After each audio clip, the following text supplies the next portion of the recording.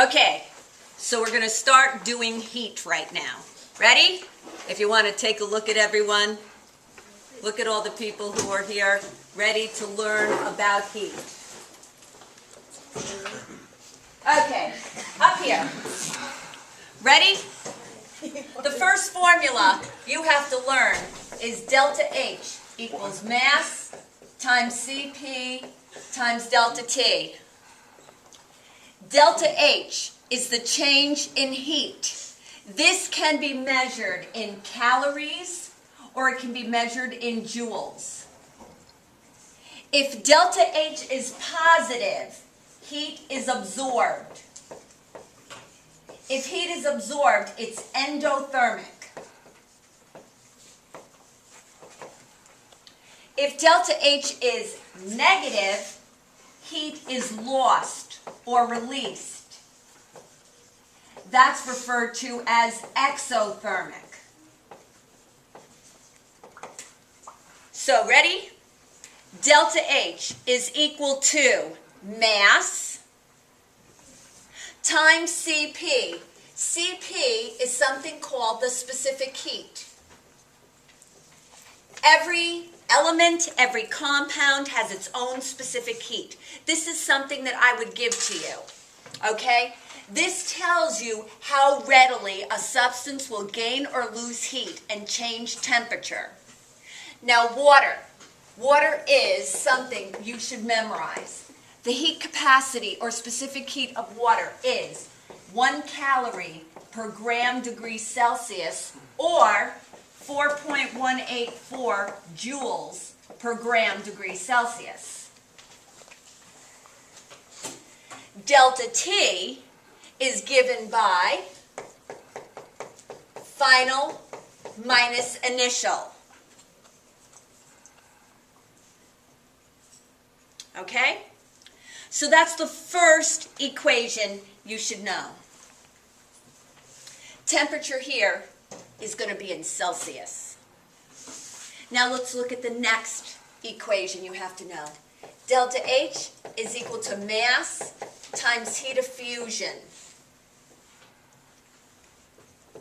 Mass in grams, heat of fusion is defined as the amount of heat needed to melt something. The amount of heat needed to melt something. This is a constant. This is something that I would give to you. Now, the heat of fusion for water is equal to 80 calories per gram.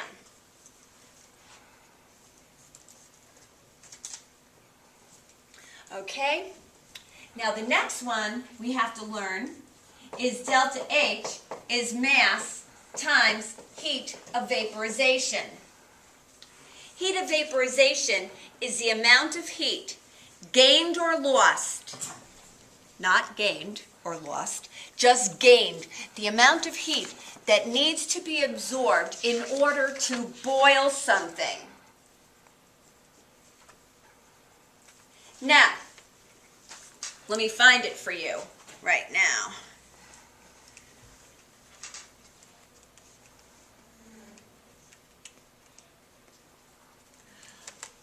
The heat of vaporization for water is equal to 540 calories per gram.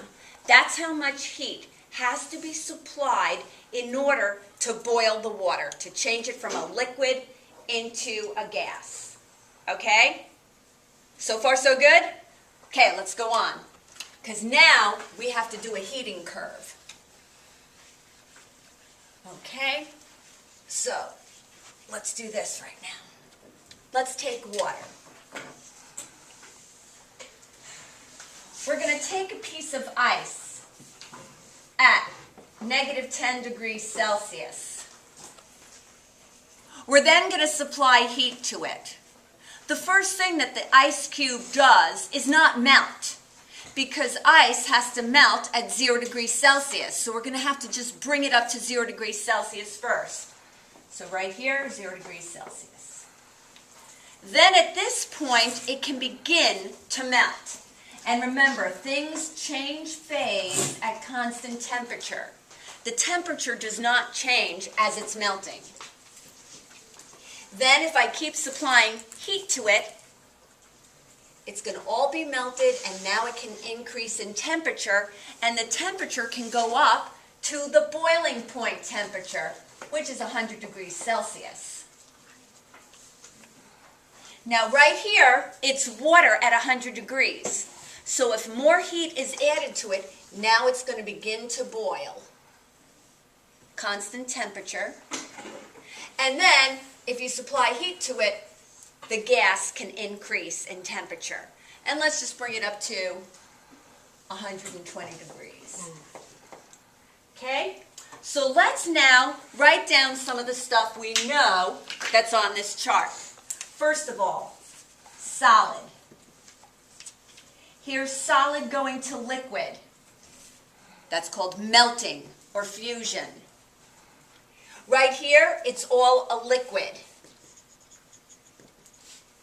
Right here, liquid going to a gas. That would be evaporation or boiling or vaporization. And right here, it's all a gas. Now right here, in this interval right here, temperature is increasing, which means kinetic energy is increasing. In this case, if we wanted to calculate the heat needed to increase the temperature of the ice, we would do delta H is equal to mass times Cp times delta T. Remember, delta T would be the final temperature minus the initial temperature. 0 minus a negative 10. Now right here, in this interval right here, when it's melting, we can't use MCP delta T. We have to use delta H is equal to mass times heat of fusion. Temperature is not changing. That's why we can't use MCP delta T. Right here, do you see that the temperature is changing? So here we have T is increasing, kinetic energy is increasing. Here we'd use delta H is equal to M times Cp times delta T. Delta T is the final minus the initial. And isn't this great? Now you get to see this. Hello? Steffi, can I call you back? I'm right in the middle of tutoring. And YouTube. Okay, I love you. Bye-bye. Wow. Okay, yeah. Hi, everyone. Where am I? MCP delta T. 100 minus 0. Okay? Right here, the temperature's not changing, is it? So we can't use MCP delta T. Here we're going to use delta H is equal to mass times heat of vaporization. Okay?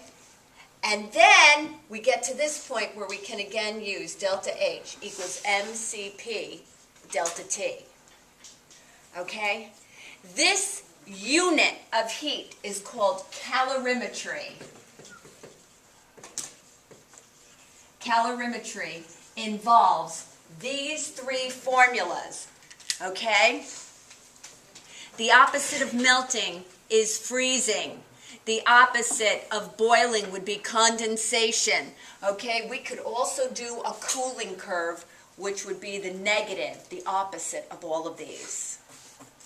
The end.